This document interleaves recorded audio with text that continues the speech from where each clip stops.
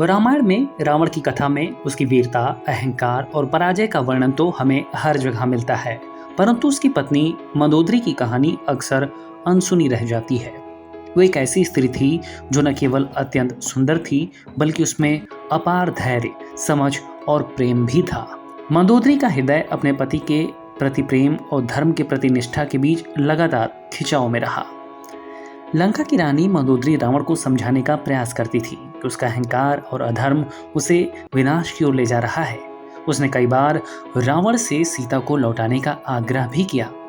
उसने रावण को चेताया कि भगवान राम से टकराना केवल विनाश को आमंत्रित करना है, लेकिन रावण अपनी शक्ति और विजय की धुन में उसकी बातों को बार बार अनसुना कर देता था। लेकिन मंदोदरी ने भी हार नहीं मानी।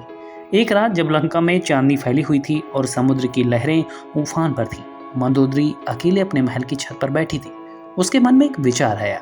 उसने सोचा, यदि रावण नहीं समझेगा तो मुझे ही कोई मार्ग निकालना होगा जिससे लंका का विनाश रोका जा सके।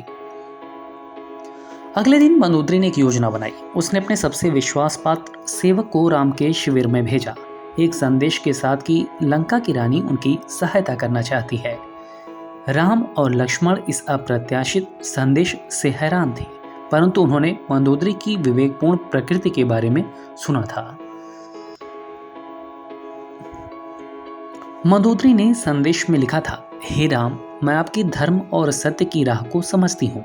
मैं रावण को नहीं बदल सकती, परंतु मैं सुनिश्चित कर सकती हूँ कि आपकी विजय का मार्ग थोड़ा आसान हो।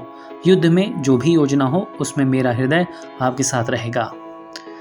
इस गुप्त सहारे से राम ने लंका पर विजय की योजना में कुछ परिवर्तन किया, जिनसे रावण के कुछ प्रमुख रक्षकों के मनोबल को तोड़ने में मदद मिली। मंदोदरी का योगदान प्रत्यक्ष नहीं था, परंतु उसके आशीर्वाद और मूक समर्थन ने युद्ध के परिणाम को प्रभावित किया। जब रावण की मृत्यु हुई, मंदोदरी ने आंसू भरी आंखों से अपने पति के पार्थिव शरीर को देखा। उसका हृदय दुख से भरा हुआ था, परंतु उसमें संतोष भी था कि उसने धर्म का साथ दिया, चाहे वो कितनी भी कठिन क्यों ना हो। मंदोदरी की कहानी ये याद दिलाती है कि वास्तविक शक्ति केवल युद्ध में विजय प्राप्त करने में नहीं है, बल्कि अपने कर्तव्य, सत्य और प्रेम के लिए बलिदान करने में है। उसकी निष्ठा और विवेक की गूंज रामायण की अमर कहानियों में एक मौन परंतु महत्वपूर्ण स्थान रखती है।